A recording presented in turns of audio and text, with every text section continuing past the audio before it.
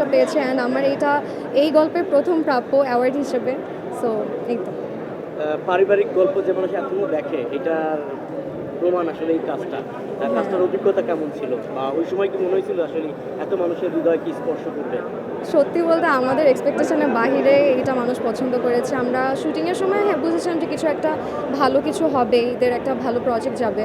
আর এত talented artist ছিল, so এখানে একটু ভয়ও ছিল যে তাদের সাথে আসলে তাল মিলিয়ে কতটুকু অ্যাক্টিং করতে পারবো।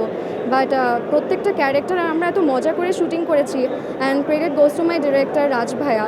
উনি আসলে সেটে সবাইকে খুবই প্যাম্পার করে রাখে। সো কাজটা করার সময় কখনোই ফিল হয় নাই যে কোনো প্রেশারের মধ্যে আছি। সো সবাই যে শালু বলে আপনাকে ডাকে সেটাকে কি চরিত্রের মাধ্যমে রেকগনাইজেশন পাওয়া আসলে খুবই বড় একটা বিষয়। সো শালু আমার এমন একটা ক্যারেক্টার, আমার মনে আছে আমি ঈদের কিছুদিন পরে কোনো একটা রেস্টুরেন্টে আমি বসেছিলাম, একটা পিচ্চি মেয়ে এসে আমাকে বলছে যে আপু আমি কানাডা থাকি।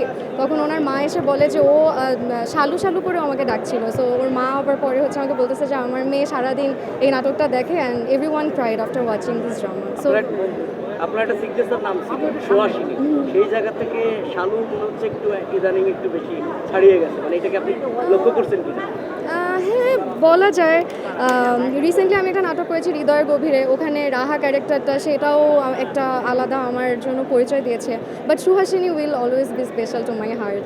মানুষ আমাকে তটিনীর থেকেও বেশি সুহাসিনী নামে চিনে। তোমাদের গল্পের পরিবার সম্পর্কে পারিবারিক ড্রামায় কেন আগ্রহ বলতে আসলে আমাদের দেশে পারিবারিক ড্রামা খুব কম হয়, কিন্তু আমরা আসলে দেখতে চাই পারিবারিক ড্রামা। অ্যাজ অ্যান অডিয়েন্স আমিও চাই পারিবারিক ড্রামা দেখতে। আর আমরা মনে হয় অনেক বেশি কানেক্ট করতে পারি পারিবারিক গল্পের সাথে। এই কারণেই আসলে এই গল্পগুলো আমাকে খুব টানে। সো পার্সোনালি এই কারণে আমারও করা হয়।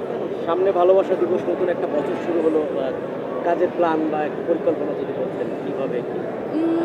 বেশ কিছু কাজই আসবে, নাটকে আসবে, সিএমভিতে বেশ কিছু কাজ আসবে, ক্যাপিটাল ড্রামাতে আসবে, রাজ ভাইয়ার 2টা কাজ আসবে। So I am very excited for both of the work. একটা খুবই ক্রিটিক টাইপের একটু গল্পভিত্তিক কাজ, আর একটা খুবই ফান কন্টেন্ট। সো দেখি let's hope for the best, আপনারা দোয়া করবেন।